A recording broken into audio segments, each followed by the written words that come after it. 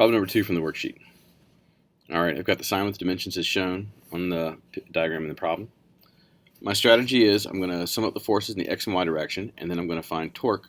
And I'm going to find torque around a pivot point or an axis of rotation where I don't know one of the forces. So in this case, I don't know the two tensions in the cable.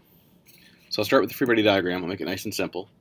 I've got a tension on the left and a tension on the right, and I've got the weight of the sign itself. So when I sum up the force in the x direction, kind of boring, it's equal to 0. In the y direction, a little bit better. 0 is equal to the two tensions going up minus the weight going down. Well, it's not but so helpful because now I know the weight that's given in the problem, but I don't know the two tensions, and that's what I'm after. So I need one more way to find it. To find that other way, I'm going to use torque. So here's my extended free body diagram. You can see my distances here so I can figure out where everything is located. And I'm measuring my distances from the tension on the right. So I'll sum up the torques around the left cable, as you can see in this. I'll sum up the torques around the right cable. Remember, the plus and minus signs are positive and negative rotations. They have nothing to do with the directions of the forces per se.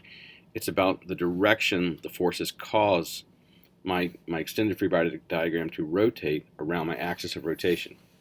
In this case, the top equation is the left cable, and the bottom equation is around the right cable. So notice they're not even around the same axis of rotations. Alright, so let's take a look at the top one around the left cable. If I look at that, it's kind of nice because my tension around the left cable, TL, isn't in the equation at all. That's because that is the axis of rotation. Anytime a force points to or from the axis of rotation, the force itself goes to 0 because the torque goes to 0 since there's no moment arm. So TL isn't in that equation. So when I set it all up and I solve for everything, I get TR as my only unknown in that equation. So now I can find the tension in the right, a little bit of math, and I find the tension in the right is 180 newtons. For the other cable, I found the tension around the right cable. By finding the tension around the right cable, the force that's at the right cable isn't in my equation because there's no moment arm. So that's great. This gives me actually one equation and one unknown. So I'll set up my equation, a little bit of math, and I get my answer. The tension on the left to be 359 newtons.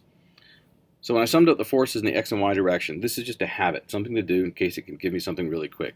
And what I could have done is, after finding everything in red, which was tension on the right, I could have gone back to my summation because I know W, and I just would have found TR, tension in the right.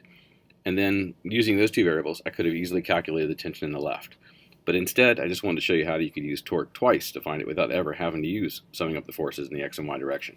However, you should still do it.